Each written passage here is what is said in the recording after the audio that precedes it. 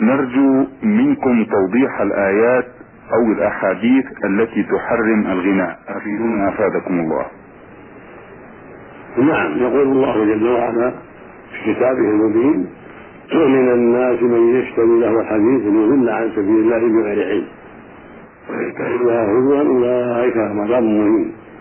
وإذا تتلى عليه آياتنا ولا مستكبرا كان لم يسمعها كأن في أذنيه وقرا ويبشر بعذاب أليم.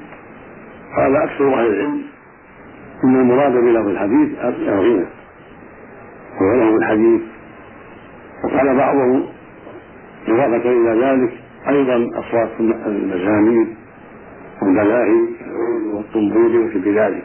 نعم. هذا هو له الحديث، هذا هو له الحديث المحرم، وهو من أسباب الضلال عن سبيل الله والإضلال.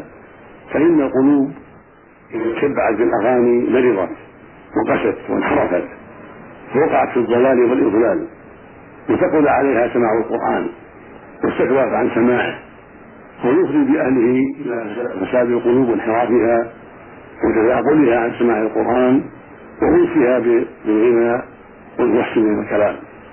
حتى قال عبد الله بن مسعود رضي الله عنه: إن الغنى ينبت النفاق في القلب كما ينبت ماء الزرع. هذا يبين لنا خطر الأغاني وشرها وآلات الملاهي. وجاء في المعنى أحاديث تدل على تحريم الأغاني والملاهي، ومن ذلك ما رواه البخاري في الصحيح عن النبي صلى الله عليه وسلم قال: ليكونن من أمتي أقوام يستحلون الحرى والحرير والخمر والمعازف. الحرى هو الفرد الحرام الزنا، والحرير معروف وهو يحرم على الرجال، والخمر معروف وكل مسكر. نعم. والمعازف الأغاني والملاهي. فأخبر أن يكفي في آخر الزمان قوم يستحلونها وهي محرمة لضعف إيمانهم وقلة مبالاتهم ولا حول ولا قوة إلا بالله.